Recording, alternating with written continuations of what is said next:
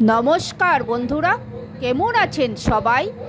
রত্নাস কিচেনে আপনাদের স্বাগত। আজ আমি আপনাদের সাথে শেয়ার করব মাছের ডিমের একটি দুর্দান্ত স্বাদের রেসিপি। ভাত, রুটি, পরোটা সব কিছুর সাথেই কিন্তু অসাধারণ লাগে খেতে। আশা করি আমার আজকের এই রেসিপি আপনাদের ভালো লাগবে। যদি ভালো লাগে একটা লাইক, কমেন্ট আর শেয়ার করতে ভুলবেন না। আর আমার চ্যানেলটিকে সাবস্ক্রাইব করে পাশে থাকা বেল আইকনটি প্রেস করে দিবেন, তাহলে আমার নিত্য নতুন ভিডিও সবার প্রথম আপনি পেয়ে যাবেন। যারা ফেসবুক থেকে আমার ভিডিওটা দেখছেন, যদি ভালো লাগে আমার পেজটিকে ফলো করে দিবেন। চলুন বন্ধুরা, রেসিপিটা শুরু করি। এখানে হিটে আমি একটা কড়াই বসিয়ে তার মধ্যে কিন্তু আমি পরিমাণ মতো জল দিয়ে দিয়েছি। আর দেখুন জলটা কিন্তু গরম হয়ে আসছে। এখন আমি এর মধ্যে দিয়ে দিব সামান্য একটু লবণ। এখানে আমি 1 চামচের 3 ভাগের 1 ভাগ লবণ দিয়ে দিয়েছি। আর দিয়ে দিচ্ছি এর মধ্যে 1/2 চামচের মতো একটু হলুদের গুঁড়ো। আর দিয়ে দিচ্ছি 1 টুকরা পাতিলেবুর রস।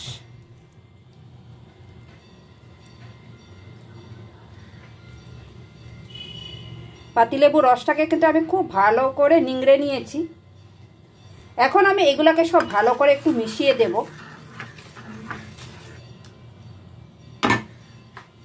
আর এখানে আমি নিয়েছি 150 গ্রামের মতো মাছের ডিম। এখন এই মাছের ডিমটাকে আমি এই নুন হলুদ জলের মধ্যে কিন্তু ভালো করে সেদ্ধ করে নেব।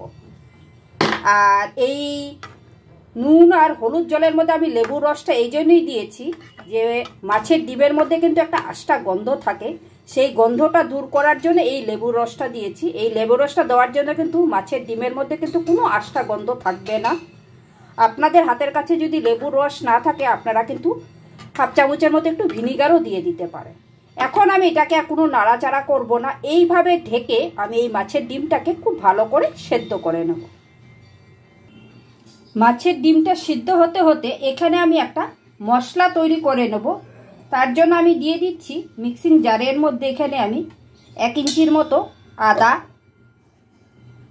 আর দিয়ে দিচ্ছি আমি এখানে 6-7 কোয়ার মতো একদম ছোট ছোট সাইজের 6-7 কোয়া রসুন। আর দিয়ে দিচ্ছি 3টে কাঁচা লঙ্কা। রসুনের পরিমাণটা কিন্তু এখানে খুব কম ব্যবহার করা হবে। এখানে আমি ছোট ছোট রসুনের কোয়া বলেই কিন্তু আমি এখানে 5-6 কোয়ার মতো রসুন দিয়েছি। আর আপনাদের যদি বড় রসুনের কোয়া হয় 2 কোয়া রসুন দিলেই কিন্তু যথেষ্ট। আর দিয়ে দিচ্ছি একটা বড় সাইজের পেঁয়াজ।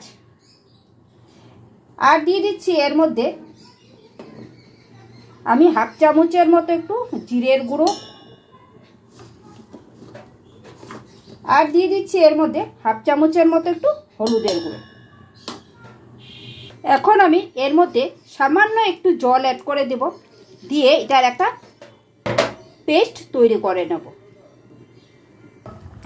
এইদিকে দেখুন মাছের ডিমের কিন্তু একটা সাইড কিন্তু শক্ত হয়ে গেছে। এখন আমি এই মাছের ডিমটাকে হালকা করে উল্টে দেব।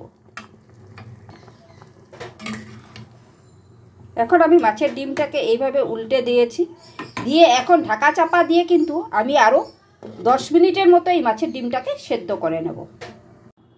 মাছের ডিমটা আমার সেদ্ধ হয়ে গেছে, হিটটাকে আমি বন্ধ করে দিয়েছি। এখন আমি এই মাছের ডিমটাকে একটা পাত্রে তুলে এটাকে আমি ঠান্ডা করে নেব। দেখুন আমি একটা পাত্রে তুলে নিয়েছি। এখন এটাকে আমি ঠান্ডা করে নেব, তারপর আমি নেক্সট স্টেপে যাব।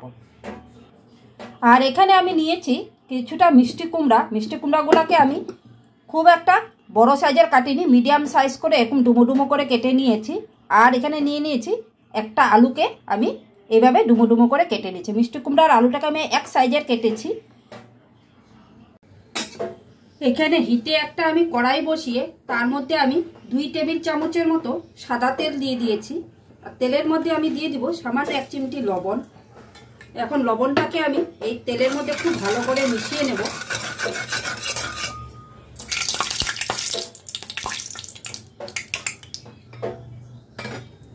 মিশিয়ে নিয়ে এখানে আমি এই মাছের ডিমটাকে যে সিদ্ধ করেছিলাম এটাকে আমি ঠিক এরকম টুকরো টুকরো পিস পিস করে কেটে নিয়েছি। দেখুন ঠিক এরকম পিস পিস করে একটু বড় বড় টুকরো করে কেটে নিয়েছি। এখন আমি এগুলাকে একটু ফ্রাই করে নেব।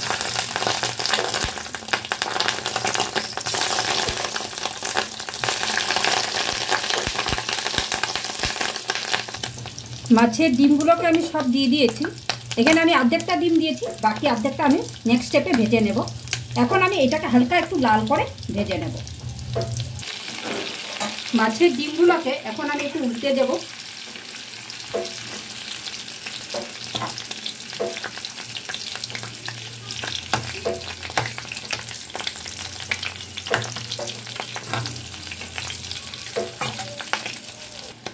সবগুলো মাছের ডিমকে আমি উল্টে দিয়েছি। এখন ওই পিঠটাকে একটু হালকা করে ভেজে নেব।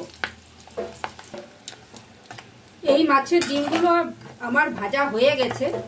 এখন আমি এগুলোকে তুলে নেব। দেখুন এরকম হালকা একটু লাল করে ভেজে নিয়েছি। এখন আমি এগুলোকে তুলে বাকি ডিমের যে বড়াগুলো আছে, ডিমগুলো আছে, সেগুলোকে আমি এইভাবেই একটু হালকা লাল করে ভেজে তারপর ফিরে আসছি। মাছের ডিমগুলো আমার সব ভাজা হয়ে গেছে। এখন আমি রান্নাটা সরষের তেলে করব। তার জন্য এখানে আমি আরো 2 চামচের মতো সরষের তেল অ্যাড করে দিয়েছি। আর তেলটা আমার গরম হয়ে গেছে। এখন আমি এর মধ্যে দিয়ে দিব কিছুটা গোটা জিরে, আর দিয়ে দিব 2টো তেজপাতাকে ছিঁড়ে, আর 2টো শুকনা লঙ্কা ফোড়নে। এখন ফোড়নটাকে আমি 2-3 সেকেন্ডের জন্য একটু ভালো করে ভেজে নেব, যাতে ফোড়ন থেকে একটা সুন্দর গন্ধ বেরোয়। ফোড়নটা কিন্তু আমার ভাজা হয়ে গেছে। ফোড়ন থেকে খুব সুন্দর একটা গন্ধ বেরিয়ে গেছে। এখন আমি এর মধ্যে দিয়ে দিব প্রথমে আলুটা কাটা। আলুটা যে কেটে রেখেছিলাম সেই আলুটা প্রথমে দিয়ে দিব। দিয়ে আমি এই আলুটাকে প্রথমে একটু ভেজে নেব। আমি 3-4 মিনিটের জন্য আলুটাকে প্রথমে একটু ভেজে নেব।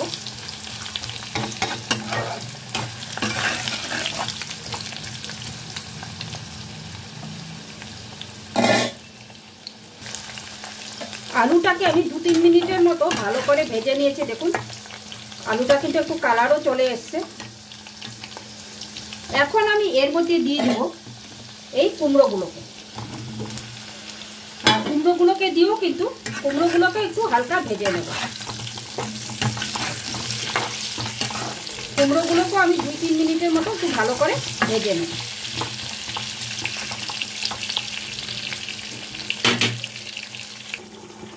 আমি একটু ঢাকা চাপা দিয়ে দিয়েছিলাম। ঢাকা চাপা দিয়ে কুমড়োটাকে একটু ভেজে নিয়েছি। আর আমি কিন্তু কুমড়ো ভাজার সময় কিন্তু কোনো লবণের ব্যবহার করিনি, কারণ লবণ ব্যবহার করলে কিন্তু কুমড়োর থেকে জল ছেড়ে দেয়। আর বন্ধুরা, আমি রান্নাটা সরষের তেলে করছি, আপনারা চাইলে কিন্তু এটা সাদা তেলেও করতে পারেন। এখন কুমড়োটাও আমার ভাজা হয়ে গেছে, কুমড়োটা একটু মজে গেছে। এখন আমি এর মধ্যে দিয়ে দিব এই যে পেঁয়াজ, আদা, রসুন, জিরে, ধনে যে আমি বেটে নিয়েছিলাম মিক্সিতে, সেই পেস্টটা আমি এখন পুরোটা দিয়ে দেব।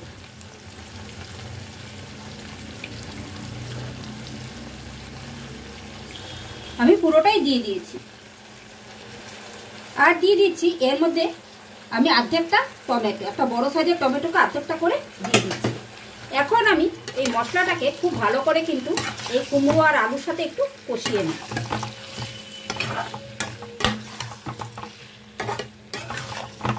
যাতে মশলার কাঁচা গন্ধটা চলে যায়। আমি 2 মিনিটের মতো এটাকে একটু ভালো করে কষিয়ে নেব। এখন একটা ঢাকা চাপা দিয়ে দিচ্ছি। ঢাকা চাপা দিয়ে আমি এটাকে কষাবো। ঢাকাটা আমি তুলে দিয়েছি। আর এই মশলাটা আমার খুব ভালো করে কষানো হয়ে গেছে। এখন আমি এর মধ্যে দিয়ে দিব স্বাদ অনুযায়ী লবণ,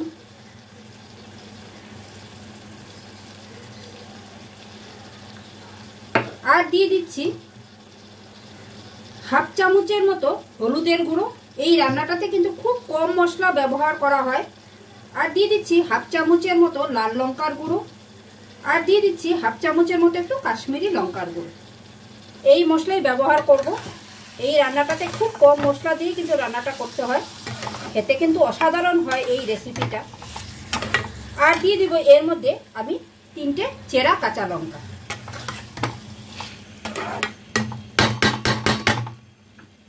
এখন আমি দিয়ে দিব এই যে মশলা করেছিল মিক্সিং জারটা, সেই মিক্সিং জারটা ধুয়ে আমি অল্প জল ব্যবহার করব। খুব সামান্য একটু জল ব্যবহার করলাম, নাহলে মশলাটা কিন্তু নিচে লেগে যাবে। এখন আমি আবারও ঢাকা চাপা দিয়ে এই মশলাটাকে খুব ভালো করে কিন্তু কষিয়ে নেব, যতক্ষণ না মশলার থেকে তেল ছেড়ে দিচ্ছে।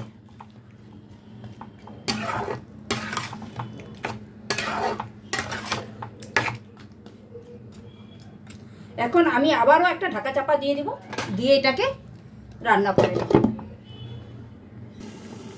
ঢাকা চাপাটা এখন আমি তুলে দেব। আর দেখুন আমার কিন্তু এই মশলাটাও খুব ভালো করে কষানো হয়ে গেছে, মশলার থেকে কিন্তু তেল ছেড়ে দিয়েছে। আর আলুগুলাও কিন্তু খুব সুন্দর সেদ্ধ হয়ে গেছে, মিষ্টি কুমড়াও কিন্তু খুব সুন্দর সিদ্ধ হয়ে গেছে। এখানে কিন্তু মিষ্টি কুমড়াগুলো একটু গোটা গোটা থাকবে, মিষ্টি কুমড়াগুলোকে কিন্তু মানে ঘেটে নিলে হবে না, মিষ্টি কুমড়াগুলো একটু গোটা গোটা থাকবে, তাইলে কিন্তু এই রান্নাটা খেতে খুবই অসাধারণ লাগবে। এখন আমি এর মধ্যে দিয়ে দিচ্ছি খুবই সামান্য একটু চিনি, যেহেতু মিষ্টি কুমড়া ব্যবহার করেছি আর ব্যালেন্সের জন্য কিন্তু আমি মিষ্টিটা ব্যবহার করেছি। একটু এই তরকারিটা ঝাল ঝাল মিষ্টি মিষ্টি হবে, খেতে খুব ভালো লাগবে। আপনারা যদি অপছন্দ করেন স্কিপ করে দিতে পারেন। এখন আমি এটার মধ্যে দিয়ে দিব পরিমাণ মতো একটু জল গ্রেভির জন্য। আমি এটা একটু হালকা গ্রেভি রাখবো, যেহেতু ভাত দিয়ে খাবো তাই হালকা একটু গ্রেভি রাখবো। আপনারা এটা শুকনো শুকনোও কিন্তু করে খেতে পারেন, তাতেও ভালো লাগবে খেতে। আমি যেহেতু ভাতের সাথে খাবো তাই একটু আমি হালকা গ্রেভি রাখবো।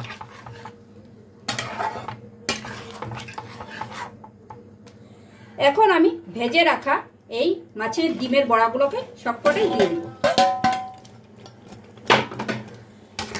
দিয়ে এখন আমি গ্যাসের ফ্লেমটাকে একদম লোতে রেখে এটাকে ঢাকা চাপা দিয়ে 5 মিনিটের জন্য একটু রান্না করে নেব, যাতে মাছের ডিমের ভেতরে মশলাগুলো খুব সুন্দর করে ঢুকে যায়। এখন আমি একটা ঢাকা চাপা দিয়ে দিচ্ছি আর লো ফ্লেমে এটাকে 5 মিনিটের জন্য রান্না করে নেব। এখন আমি ঢাকা চাপাটা তুলে দিচ্ছি। দেখুন রান্নাটা কিন্তু আমার পুরোপুরি কমপ্লিট হয়ে গেছে। এখন আমি এর মধ্যে অ্যাড করে দেব একদম খুবই সামান্য পরিমাণ একটু গরম মশলার গুঁড়ো।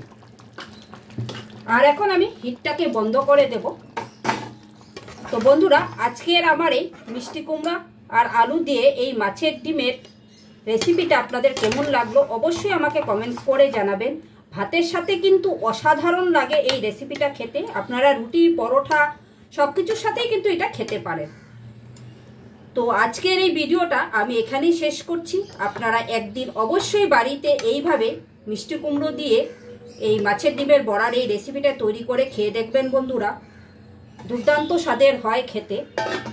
তো আজকের ভিডিওটা আমি এখানেই শেষ করছি। আপনারা সকলেই সুস্থ থাকবেন, ভালো থাকবেন। আবার একটা নতুন ভিডিও নিয়ে আপনাদের সাথে আমার দেখা হবে। Thank you.